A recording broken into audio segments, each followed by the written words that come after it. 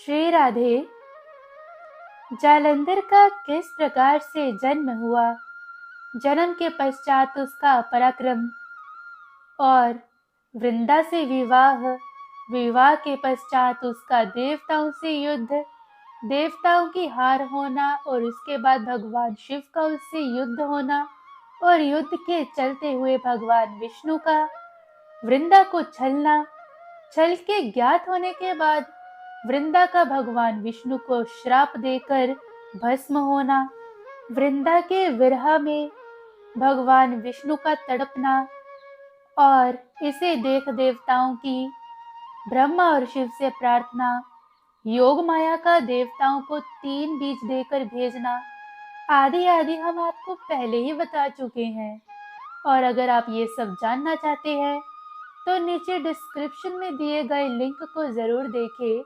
और उसके बाद 28वें अध्याय में नारद जी राजा पृथु को आगे की कथा सुनाते हुए कहते हैं, हे राजा पृथु, उन बोए हुए बीजों से धात्री, मालती और तुलसी, ये 3 वनस्पतियां उत्पन्न हुई। जो ब्रह्मा के स्त्री द्वारा दिए गए बीज से उत्पन्न हुई वह धात्री, जो लक्ष्मी द्वारा दिए बीज से उत्पन्न हुई वह मालती, और जो गौरी द्वारा दिए बीज से उत्पन्न हुई वह तुलसी कही गई।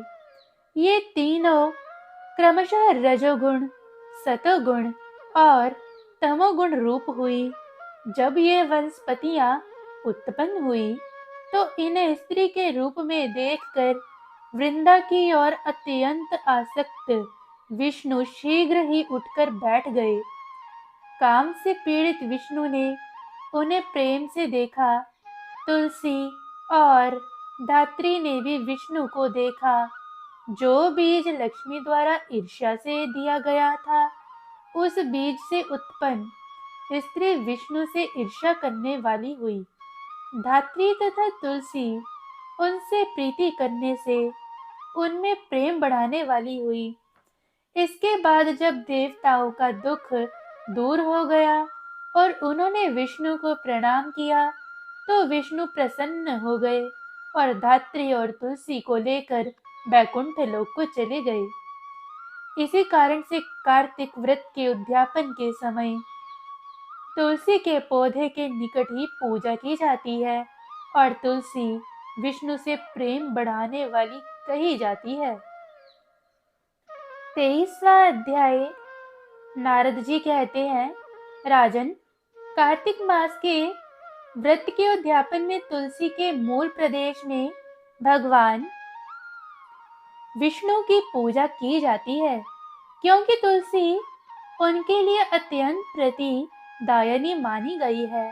जिसके घर में तुलसी का बगीचा लगा होता है, उसका वह घर तीर्थ स्वरूप है। वहां यमराज के दूत नहीं आते। तुलसी वन सब पापों को हरने वाला, पवित्र तथा मनोवांछित भोगों को देने वाला है। जो श्रेष्ठ मानव तुलसी का वृक्ष लगाते हैं वे कभी यमराज को नहीं देखते। नर्मदा का दर्शन, गंगा का स्नान और तुलसी वन के पास रहना, ये तीनों एक समान माने गए हैं। रोपने, रक्षा करने, सींचने तथा दर्शन और स्पर्श करने से तुलसी मन, वाणी और शरीर द्वारा किए गए समस्त पापों को भस्म कर डालती है। जो तुलसी को मंजीरों से भगवान विष्णु और शिव की पूजा करता है वह कभी गर्भ में नहीं जाता तथा मोक्ष का भागी होता है। पुष्कर आदि तीर्थ, गंगा आदि नदियां तथा वासुदेव आदि देवता, ये सभी तुलसी दल में निवास करते हैं। नृपश्रेष्ठ, जो तुलसी की मंजरी से संयुक्त होकर प्राणों का परित्याग करता है उसे श्री विष्णु का सायुज्य प्राप्त होता है। यह सत्य है, सत्य है। जो शरीर में तुलसी की मिट्टी लगाकर मृत्यु को प्राप्त होता है वह सैकड़ों पापों से युक्त हो तो भी उसको और साक्षात यमराज को नहीं देखना पड़ता। जो मनुष्य तुलसी काष्ठ का चंदन लगाता है, उसके शरीर को पाप नहीं छू सकते। जहाँ जहाँ तुलसी वन की छाया हो, वहीं श्राद्ध करना चाहिए, क्योंकि वहाँ पितरों के निमित्त दिया हुआ दान अक्षय होता है। नृपश्रेष्ठ, जो आंवले की छाया में पिंडदान करता है, उसके नरक में पड़े हुए पीतर भी मुक्त हो जाते हैं। जो मस्तक पर, हाथ में, मुख में तथा शरीर के अन्य किसी अवयव में आंवले का फल धारण करता है, उसे साक्षात श्री हरि का स्वरूप समझना चाहिए। आंवला, तुलसी और द्वारका की मिट्टी गोपी चंदन, ये जिसके शरीर में स्थित हो, वह मनुष्य सदा जीवन मुक्त कहलाता है। जो मनुष्य आंवले के फल और तुलसी से मिश्रित जल के द्वारा स्नान करता है, उसके लिए गंगा स्नान का फल बताया गया है।